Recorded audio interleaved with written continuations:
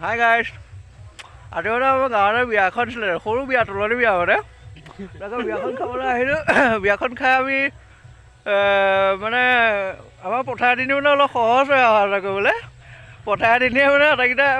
এনেকৈ বিয়া চিয়া খাই পেলাই আহিলোঁ এইটো ভাইটি এটা হৈছে লাজ কৰি আহি দিওঁ পাচলি আছে বিয়াখন খাই পেলাই মানে আমি সেয়া দেখিছে যে ওলাই আছে ঘৰটো সেইখিনিতে বিয়াখন আহিলোঁ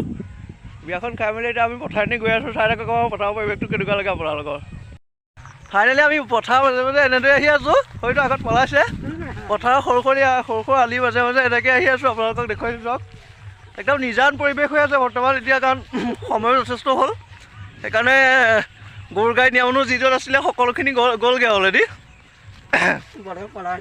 এতিয়া আমি তিনিটা আহি আছোঁ মানে পথাৰৰ মাজে মাজে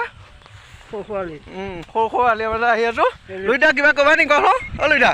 আমাৰ তোমাৰ ভিউৱাৰ্ছসকলক তুমি কিবা ক'বা দিব বিয়া তুমি এনেই কোৱাচোন মই বিয়াখন খাই কেনেকুৱা পালা কি খালা বিয়াখন কৈ দিয়া শুন কৈ দিয়া সেয়া জ্বলাবাৰী মিঠা ভাজি আৰু মাছে খালা হয়নে এয়া শুনিলে আমাৰ লোহিত দাই কৈছে আৰু মই সকলোৱে মই লোহিত দা আমাৰ গাঁৱৰে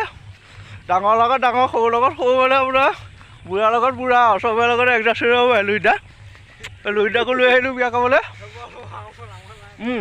এতিয়া আপোনালোকে চাই থাকক আমি ভিডিঅ'টো দেখুৱাই আছোঁ আগলৈকে এয়া সকলো আহি আছোঁ আৰু বিয়া খাই অঁ ঘৰকে কৈ দিয়া ক'ৰপৰা আহিছোঁ আমি কৈ দিয়া অঁ মানে ছোৱালী কইনাৰ বাপেকৰ নামটো মানে পোক খোৱা দেই পোক খোৱা বুলি আমাৰ গাঁৱত জোকায় সকলোৱে মানে তাৰ এনেই ভাল নামটো পংকজ সকলোৱে পোক খোৱা বুলি মাতে সেইকাৰণে পোক খোৱা বুলিয়ে কৈছে আপোনালোককো আচলতে তাৰ নামটো একচুৱেলি পোক খোৱা নহয় পংকজ হয় তাৰ জীয়েকৰ মানে আজি সৰু বিয়া তুলনি বিয়া আমি এনেকৈ বিয়া অঁ ঘৰ বনাটো বাবু হয় বিয়াখন খাই এনেদৰে পথাৰ মাজে মাজে আহি আপোনালোককো দেখুৱালোঁ আৰু আমি বিয়াত কি খালোঁ শুনিলেই লোহিত দাৰ মুখে মাছ জ্বলা ভাজি মিঠা ভাজি আৰু দালি ভাত খুৱাইছে মানে আজিকালিতো কমন আৰু বিয়াবোৰত ভাতেই খোৱা হয়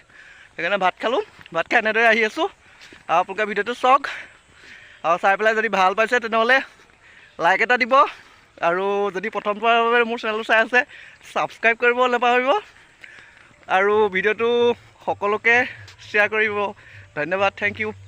লাভ ইউ অল